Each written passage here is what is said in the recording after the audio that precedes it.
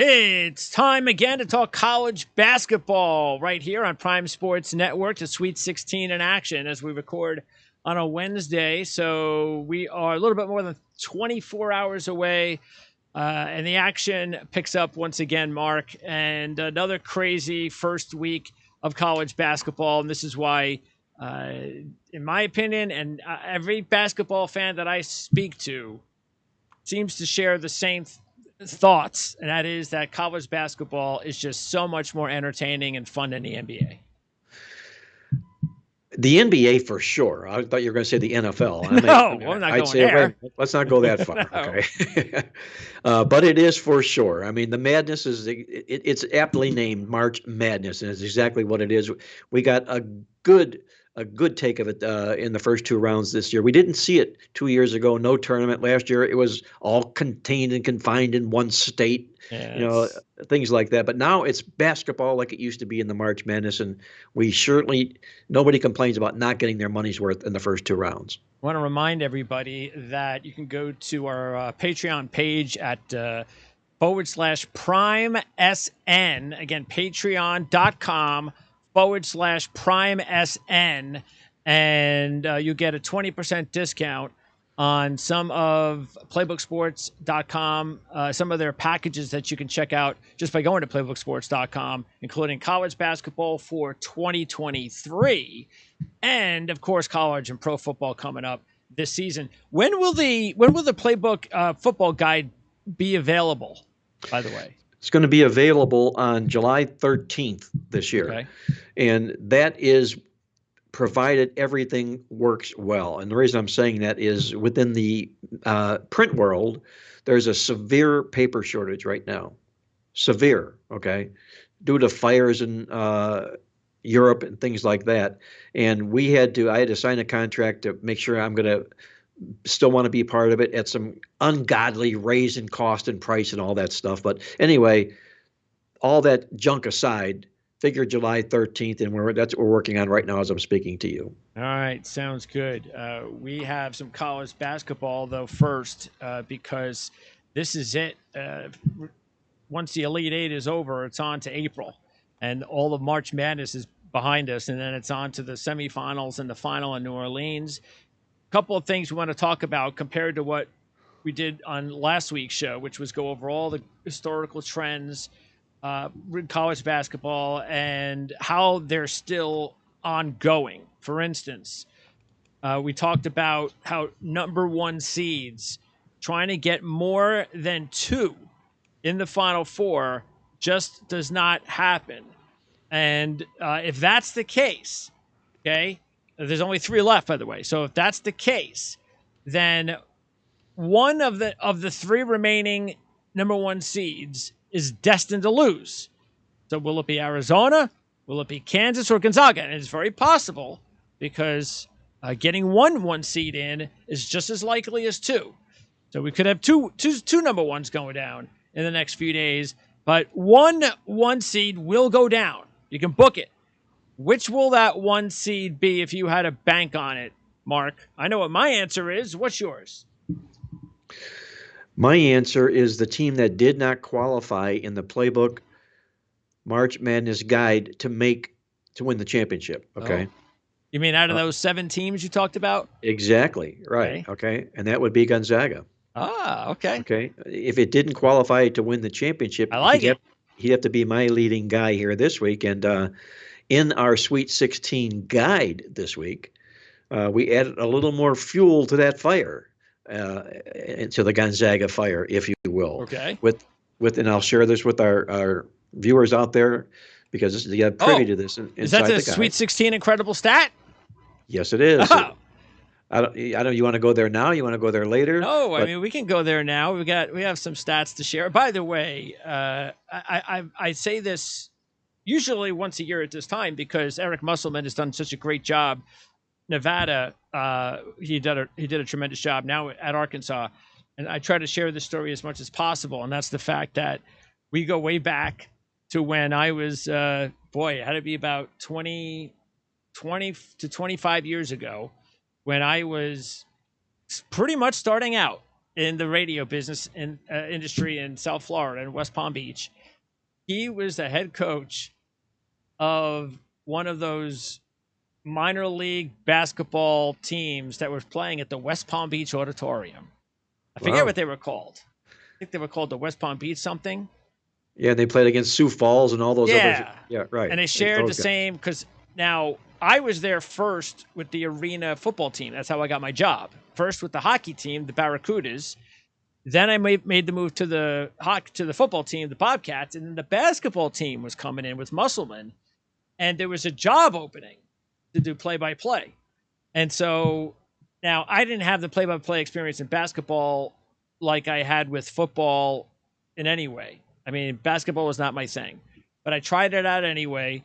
And I was competing against like a much older, experienced guy, even though the guy was like boring and older and just not very charismatic. And all he was going to do was show up on game day and call the game and go home. Eric knew that what I was going to do is I was going to like market the shit out of the team, and I was going to be a fan, and I was going to do so many things. So Eric wanted me to have the job. But they went with the other guy.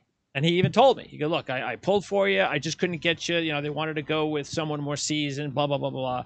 So Eric and I'm sure he won't remember me, but I remember Eric when he was just starting out before he became Mr. Hotshot, head coach at Arkansas. And I root for him. And that's not the reason I'm taking him.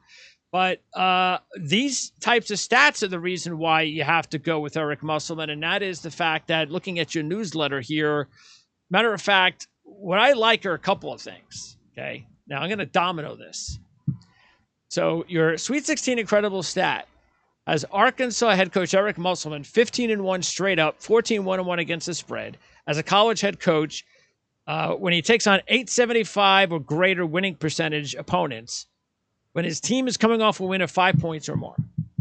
So now I already was thinking about upset here after the way Gonzaga played against Memphis. I was like, you know what? Because we talked about this last week. Like, they're vulnerable. And now I'm really, now I saw this stat. I'm like, oh, now I'm doubling down in Arkansas. I'm going all in. They're 4-1 money line. I love it. Then I see the Sweet 16 awesome angle. And I'm like, oh, Arkansas all the way to the Final Four, baby. Because it says, play on any NCAA tournament team in the Elite Eight if they upset a number one seed as an underdog in a Sweet 16. Well, that's exactly what Arkansas is going to do to Gonzaga. 14-0, those teams, baby. Now, that's against the spread. But still, I think if Arkansas beats Gonzaga, that spread's going to be this small, so I don't think it's going to matter much. I think if they cover the spread, they're probably going to win and get into the Final Four. I have Arkansas in the Final Four. Well, there you go. What you do is you have Arkansas on a money line play against Gonzaga. Yes. And you're going to then roll it right into that awesome angle. Yes. In the Elite Eight game. So I would suggest this. If you do that and you get that far, take half of what you want on the money line and put it on the other. But make sure you guarantee yourself a piece of profit with Musselman taking down Gonzaga. That's what I'm going to suggest. Yeah. So that's the best one, by the way, in the newsletter this week. And so that would take care of Gonzaga. I said this last week, and what we saw about Arizona did not change my mind. I just think they don't have an experienced enough coach. They're just too young of a basketball team. You got more veteran teams in this tournament than ever before. And I just think expecting a young team like Arizona to go very far, I just don't think it's going to happen. They were very lucky to get past TCU. Houston has been playing so well. They've done tremendous things the last two tournaments. They have an experienced head coach. So I actually like Houston to take down Arizona. So I think we're going to see two number one seeds go down, and it's going to happen on Thursday night. Well, you see, also, if you read the write-up of the Arkansas-Gonzaga game, you'll also note that Eric Musselman is playing back home where he used to be a head coach. He was a head coach for the Golden State Warriors in San Francisco, and that's where this game is, San Francisco. Little karma. There we go. So he's going to feel comfortable, at least, on that court. Yes. And then the other matchup, I'm actually a little bit surprised that Duke is a 1-point dog, because Texas Tech's very lucky to be here.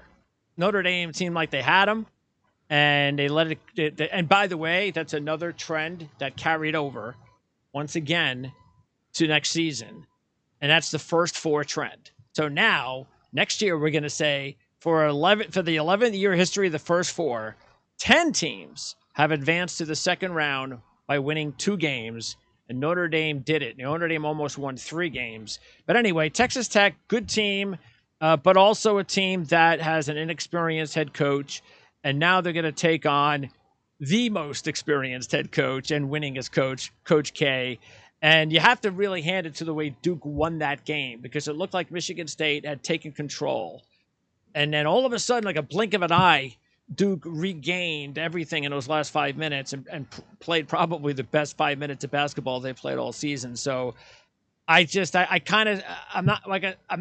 not sure how far Duke's going to go, but I think they're going to beat Texas Tech. Well, there are teams of destiny, okay? And that's what this Duke picture script is written all about, going out, Coach K, having him walk up the ladder, do all those good things, okay? I'm going to also do a little play on words. In our Arkansas write-up over Gonzaga, we called them the Hogs of Destiny, Arkansas. So what you've got here now is a team of destiny in Duke, who, as you mentioned here, has a clear advantage in the coaching experience in this basketball game. Texas Tech has played some good basketball, unquestionably they have. But this is a Duke team that is still getting no respect. They're the only higher-seeded team that's a dog here in the Sweet 16. Duke, we're talking about. Yeah. We're not talking about other school in Arkansas or somebody like. We're talking about Duke. And Texas Tech just beat the second best team in the ACC this season and barely accomplished it. And now they're taking on the best team in the ACC and their favorite. I'm very surprised. I'm a little bit surprised as well. Texas Tech has played some really staunch defense in this tournament here. And if they were the dog, I'd be talking to you more about reasons why we want to look at them. But they're not the dog. No. And I think that's plenty of incentive for Mike Krzyzewski to get his team really up for this basketball game. Just say, hey, guys, we're not supposed to be the better team in Vegas. Vegas thinks we're going down. Yeah. What do you think about that? He'll get the best out of his team, yeah. I believe. So that's in the West. And again, I'm going to write Arkansas all the way, but seeing Duke in there with Coach K in his last year would not be a shock either. Who do you have right now? Who do you think is going to get? I know you're going to stay with Duke, right? Because you had Duke last week, correct? I'm going to stay with Duke, yes, because I had Duke making it to the Final Four to begin the basketball season. They were also one of our 8 elite element teams. Duke was. So, there's no sense of jumping off that bandwagon right now. Okay, and then in the East, the big story is St. Peter's. And last week, look, we gave Holloway his due and said, talked about how good of a coach he is and earmarked the Seton Hall job, which is just going to be a phone call away when he loses at some point in the next few days. He'll be named the Seton Hall coach like 24 hours later. And he's going to, and that's just, as a Rutgers fan, I'm not happy because he's going to do a tremendous job there. So, but first things first, and that's St. Peter's. So they pull off the upset. Here's the thing that shocked me is that they came right back. Again, I don't know about anybody else, but I actually watched games. So I'm watching the game, and this wasn't no fluky St. Peter's win against Kentucky. They played a really good basketball game. And, you can go, they played over their heads. They're not going to do that again. But why they were getting the points they were getting against Murray State after the performance, I'm jumping all over the money line on that one. And I got paid for that. And now they're a 13-point dog against Purdue. Now, look, I know Purdue is a good team. What are they watching? Seriously. This is a good basketball team, and they're very well coached. What on earth does anybody believe that St. Peter's is just, it's all over, they're going to get destroyed? No, I'm sorry. This is not – they're a good team. I'm not trying to tell you that if they were in the Big Ten that they'd be top team or anything. I'm just saying that what's going on right now is for real, and they're very well coached, and this is going to be a very good basketball game, and I'm gobbling up those 13 points, and I'm throwing more money on the money line. Oh, boy. There we go. Okay. That'll be the end of the road. But I'm going to say it could happen one more time because if there's any type of team that could get upset in the tournament, it's Matt Painter and Purdue. We've seen that happen quite a bit. In the past, yes, I'd say this is could be his best basketball team. He's got 5 starters back, and it's sort of under the radar, if you will, out of the Big Ten. It would be a shocking upset if St. Peter's wins this game. In fact, there might even be an investigation. you're, you're talking about a 15 seed making it to the Elite Eight round. Never ever happened before. Okay. Hey, it's trends. They gotta break somehow. And I know there's a first time for Yeah. everything, for sure. Okay. I don't like the game because you're not going to find me laying double digits Yeah, it's a lot of points. in a Sweet 16 basketball game. And it's also not giving St. Peter their due. They play terrific basketball, as you mentioned here. To me, it's the one basketball game I'm going to stay away from. I don't really have an opinion of the game, but I just cannot continue the run with St. Peter's here. I'm going to sit back and watch the game. Okay, and then now the next game. Last week, I picked UCLA to win it, play Tennessee in the championship game. And UCLA is still there. Tennessee's not, but UCLA is still there. I don't know if they're going to get past North Carolina, though. This Tar Heel team right now, to me, here's another trend. I'm going to break out the trend. 7 seed or higher has made it to the Final Four, 7 of the last 8, including an 11 seed UCLA last year. There are 5 7 seeds or higher left. St. Peter's, well, we know they're not going to get there more than likely. Iowa State, Miami are not getting there. I think it's between Michigan and North Carolina. And I think not only can North Carolina beat UCLA, and I think if they do, I think they could go really far. I think they've got that little magic, something going on where everything is starting to click. They got talented players. So this scares me picking UCLA. I think the winner of this game can actually win the national championship. I already picked UCLA, and I think if North Carolina beats them, I think they could do it. Well, it would be quite an accomplishment for Hubert Davis in his first year to do just that. The team has some holes and they have some problems. That's the reason they're seeded number 8. They struggled throughout the regular season against quad 1 teams. That's one main reason here, but they've disposed right now of who's in front of them in this tournament. This would be a big quad 1 win against UCLA. But I remember that at the beginning of the season, the number 2 ranked team in the AP polls was UCLA. And the reason they are is because they brought 4 starters back from last year's Final Four team. It's a basketball team that has been up and down, hot and cold. But I would be really surprised if North Carolina sends them packing at this stage of the season here, as they almost went packing their first game, UCLA. They look pathetic in that first basketball That's my problem, game. Is that they struggled against Akron. And by the way, Grochi's a really good coach. So yes. I was not surprised it was a tough game, but they almost lost. Then it took a while for them in the same areas game to kind of feel like the game was over, didn't have anything to worry about. So they have not had the type of games that North Carolina's had. North Carolina blew out Marquette and then was blowing out Baylor until one of their top players gets kicked out of the game. And they showed a lot of guts winning that game in overtime. Because we know in basketball, when you blow leads and go to overtime, I'd say 75% of the time, the team who came back is going to win that game. Maybe even the percentage could be higher. Well, I get you, and I know exactly what you're saying with this basketball team. And, can they be counted on at this stage of the tournament here? Nobody but St. Peter's can be. Well, nobody. Okay. So give me your team. Give me your 7 seed or higher to make the Final Four. Who's it going to be? A 7 seed or higher? Yeah, there's only 5 left. So it's North Carolina, Michigan, Iowa State, Miami, or St. Peter's. Which one is going to the Final Four? Michigan. And I agree. If it's not North Carolina, like I said, I do think it's Michigan as we segue over to the South, because it's funny. You talked about UCLA's preseason rankings. Well, let's remember Michigan's preseason rankings. They were top 5. Yep. I think they were 3rd. Well, I think they were 6, but anyway, they were right there, top 5 or 6 in the country. Yeah. Got out to a so-so start. I think they were 500 after their first 14 games. Then they started to get it in gear.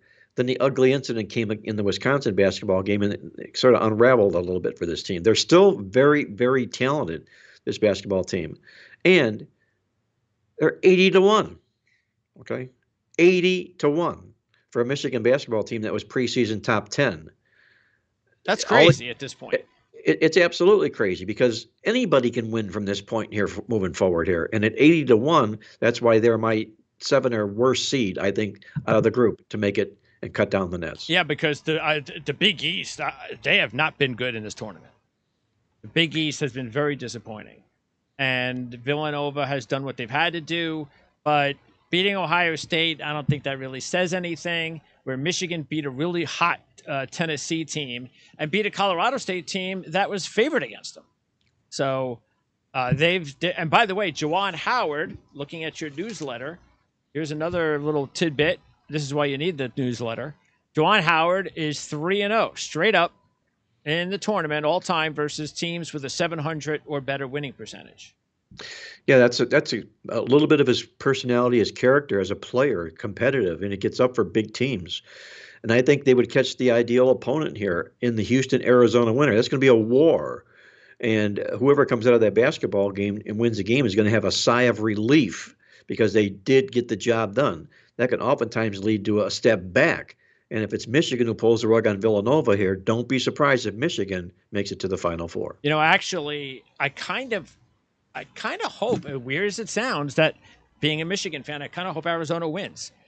I just think Houston, because they've been there, they've done that, they've got the coach. They scare me. Arizona, they haven't done that, you know. And if they and I just think that, and again, they proved that they were vulnerable in their last game. Very fortunate to be in this spot. You know, that was an upset that was right there for the taking. Nobody thought that it was gonna be a close game with TCU, and they almost lost the game. So I actually think they got a better chance at beating Arizona than Houston. I really do, if they can get past Villanova. So. Well, I think, they could well do that, with that inexperienced coach and a team that really right now, yeah, they'll be 34-3, Arizona will be, but again, Michigan will be playing with house money going into that basketball game here. Yes. And his players might have that chip on their shoulder here back on that head coach, Juwan Howard. And then in the Midwest, look, to me, this is the easiest 1 seed deal of them all. If Kansas can't get into the finals here, I mean, wow. Because they got a 10 and 11 seed playing in one semi, and then they got to play Providence. And Providence, we just talked about how lucky they've been all year last week. And then they start off with that South Dakota State game. See, this is the problem I have a lot of times when you take these, especially in college basketball, if we relate it, if we take these long shot teams from these, smaller conferences, and everybody, talks highly of them, or they get the respect. Remember I told you last week I was shocked that they were only a 2-point dog? Right. I thought they were going to be like a 7-8 point dog. When teams like that then get the respect, it's the kiss of death. And sure enough, they couldn't score. This is like the highest scoring team in college basketball this year, and they couldn't score. So Providence gets past them, and then they don't have to play Iowa because Richmond beats them. So I just think Providence has had enough of the luck this season. And Kansas is in a good spot here, and I expect Kansas to be into the championship game, into the Final Four. Well, I guess you could say Providence has had the luck of the draw so far. Is what they've had so far. Yeah, but they're a very, very experienced basketball team, very, very deep on talent. Providence is, and that's the reason I couldn't lay Kansas minus the points in this particular contest here. Number 1 seeds tend to struggle in this particular round. That's one reason why. And you've also got Providence awfully confident here, but they've got the clearest path to the Final Four, unquestionably, do the Kansas Jayhawks here. And I hope they make it here because I played them in a pretty healthy number before the tournament. Okay. And then if it all goes as expected, right now, if I'm making my prediction, I'm going to say that I already took UCLA last week. So I'll add another team, and that's going to be North Carolina. I'm gonna say if North Carolina beats UCLA, they're gonna replace UCLA. I'm sure everybody's hoping we'll get a North Carolina Duke Final Four in Coach K's last Final Four if he can get there. That would be something else. But I'll take Arkansas, Houston, and Kansas, and then like I said, the winner of North Carolina UCLA. And last week has your Final Four changed from last week to this week? You got to remind me what my Final Four was last week. I believe at a point we had Kentucky in there. Okay, so obviously that's changed. Okay. That was okay. And yeah, because you had Kansas, and did you have? Well, you didn't. Yeah, you had Duke. We had Duke, and then you had Arizona, didn't you? I think you had 2 number 1 seeds in there. I think we had. I've got to go back to those Elite 8 elements, but I know Kentucky was one of those teams, and I know they're out of the East. Yes. So they would replace. So right now, who would you have in there? North Carolina, UCLA, Purdue, or St. Peter's? I'd have UCLA in there. Yeah, that makes sense. So who's your championship team right now? Is this Kansas still? Yes. Okay. Yeah, that's when I look at the futures, that's still the lowest numbered one I like because they're 4-1 to win the championship. So I still think that's good when you only have to win 4 more games now. And UCLA is kind of still where they were at 14. But I'm going to put money on North Carolina. They're 25-1. And then I'm going to put money on Arkansas and Michigan because those odds are really high, between 50 and 80-1, depending on what sportsbook you use. So, matter of fact, I'm probably going to put money on Arkansas, Michigan, and St. Peter's, all 3 of those money lines. And I only have to hit 1 to make sure to get my money back. Well, here's a suggestion, Greg, I'm going to make to our viewers of the show here. You're going to want to tune into my podcast, where we preview the Sweet 16 and the Elite 8, because there's going to be an angle involved in the Elite 8 game that is going to have at least 1 team in there, and maybe 2, probably maybe even 3, from an angle that has gone 79% all-time in Elite 8 basketball games against the spread. And I'll tell you this, one of those teams will be the winner of Iowa State and Miami of Florida. Okay. Okay? All right. So there's automatically going to be that one team, okay? Okay. But there are some other teams that are also involved. So the unique thing, obviously, about Iowa State is they go from a 2-win team last year to a Sweet 16 team this year. It's incredible to find a team doing just that. And Miami of Florida was amazed that they're even in this tournament, and yet they're here in the Sweet 16. So there's still a lot of good basketball to be played here, but I don't think it'll reach the excitement level that it did in the first 2 rounds of the tournament. It usually doesn't. No, it doesn't. And that's unfortunate. And when's the podcast and where? Podcast, I'll be doing it later today on Wednesday, so it'll be available at playbooksports.com anytime after 8 p.m. Eastern on Wednesday.